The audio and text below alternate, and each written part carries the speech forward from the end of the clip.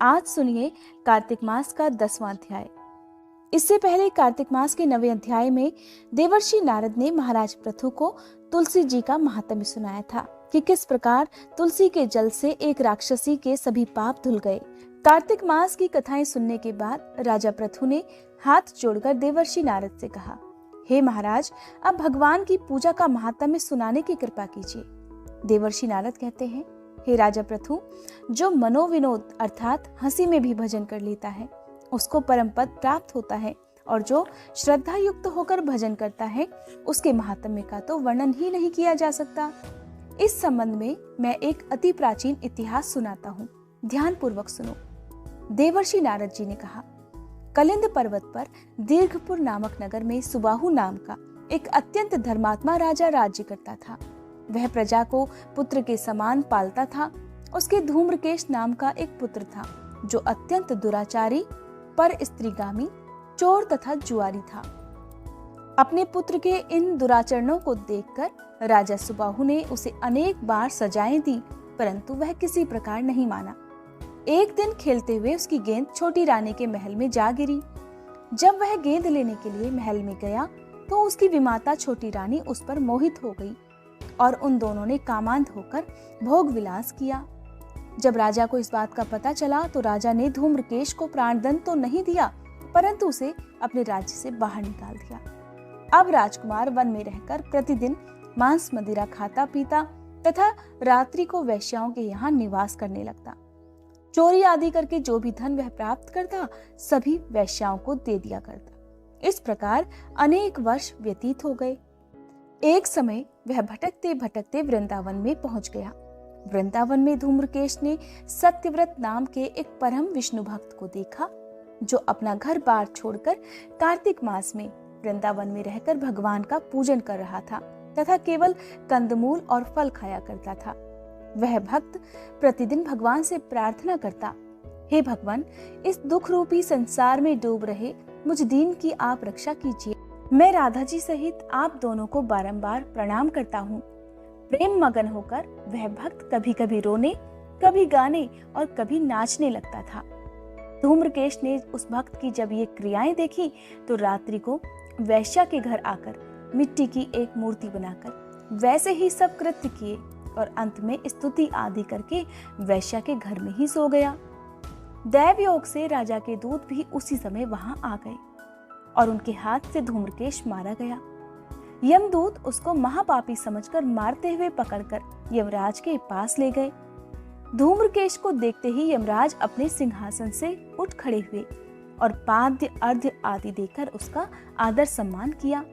फिर अपने दूतों को फटकारते हुए कहा, ये तुम सबने क्या किया? तुमको धिक्कार है, जब हमने ये आज्ञा दी हुई है कि विष्णु भक्तों को यहाँ पर मत लाया करो। उसने कार्तिक मास का व्रत वृंदावन धाम में चाहे हास्य पूर्वक ही क्यों न किया हो, फिर भी वह वैकुंठ में जाने का अधिकारी है। और फिर वैकुंठ लोक भेजने से पहले यमराज ने धूम्रकेश को अपने पास बिठाकर कहा, भगवान की भक्ति 9 प्रकार की होती है। उसकी कथा सुनने से राजा परीक्षित, कीर्तन से शुक्रदेव, स्मरण से प्रहलाद, पाद सेवा से लक्ष्मी जी, पूजा से पृथु, वंदना से अक्रूर, दास भाव से अर्जुन तथा आत्मनिवेदन से राजा बलि जिस प्रकार परम पद को प्राप्त हुए हैं, उसी प्रकार चाहे हास्य पूर्वक ही तुमने भगवान की पूजा की, मगर फिर भी तुम स्वर्ग के अधिकारी हो। यद्यपि अपने जीवन में किए गए पापों और दुष्कर्मों के कारण तुम घोर नरक के अधिकारी थे, परंतु क्योंकि तुमने कार्तिक मास में भगवान की पूजा की है, अतः अब निश्चय ही तुम्हें वैकुंठ लोक प्राप्त होगा। कार्तिक मास में की गई भगवान की पूजा कभी निरर्थक नहीं जाती। जहाँ पर भगवान शालिग्राम है वहीं पर गंडकी नदी तथा अन्य तीर्थ हैं। धूम्रकेश को शास्त्रों का कुछ भी ज्ञान नहीं था, अतः उसने हाथ जोड़कर यमराज से पूछा, हे स्वामी, भगवान सब नदियों को छोड़कर गंडकी को कैसे प्राप्त हुए? कृपया कर मुझे ये भी बतलाइए। तब यमराज ने कहा, किसी समय वेदशिरा नामक ऋषि सभी लोगों के हित की कामना से गंगा जी के तट पर तपस्या कर रहे थे। उनके इस घोर तप से भयभीत होकर इंद्र ने ऋषि की तपस्या भंग करने के लिए मंजू घोषा नाम की अप्सरा को भेजा। मंजू घोषा उस रमणीक स्थान में क्रीड़ा करती हुई अपने रूप और यौवन का प्रदर्शन करके हाव भाव दिखलाने लगी और फिर उसी स्थिति में उसने मुनि के चरणों का स्पर्श कर लिया तो उसके रोम रोम खड़े हो गए।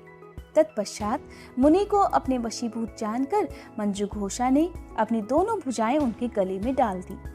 तब क्रोधित होकर मुनि ने श्राप दिया कि तुम मुझे इस संसार सागर में डालने को उद्यत हुई हो, इसीलिए नदी बन जाओ। मुनि का श्राप सुनकर मंजू घोषा रोने और बिलखने लगी। उसने प्रार्थना करते हुए मुनि से कहा, हे मुने, मैं श्राप के योग्य नहीं हूँ, आप कृपा करके मुझे क्षमा करें। इस प्रकार मंजू घोषा के बार बार प्रार्थना करने पर द्रवित होकर मुनि ने कहा कि जिस समय भगवान विष्णु वृंदा के श्रापवश शिला रूप अर्थात शालिग्राम रूप होकर तुम यानी कि गंडकी में स्थित होंगे, तब तुम भगवान को धारण करने वाली होगी। इस प्रकार मेरे द्वारा दिया गया यह श्राप तुम्हारे लिए वरदान से भी अधिक श्रेष्ठ सिद्ध होगा। तब अंत में यमराज ने कहा, हे राजकुमार, अब तुम विष्णु लोक को जाओ। तब धूम्रकेश सुंदर विमान में बैठकर वैकुंठ लोक को चला गया और उसे वहां प्रभु के चरणों में स्थान मिल गया। ये सब पुण्य कार्तिक मास में धूम्रकेश द्वारा केवल एक दिन पूजा करने का ही परिणाम था। ऐसा कहकर देवर्षि नारद ने अपनी वाणी को विराम दिया। इसी प्रकार कहा जाता है कि कार्तिक मास भगवान विष्णु को सबसे प्रिय होता है।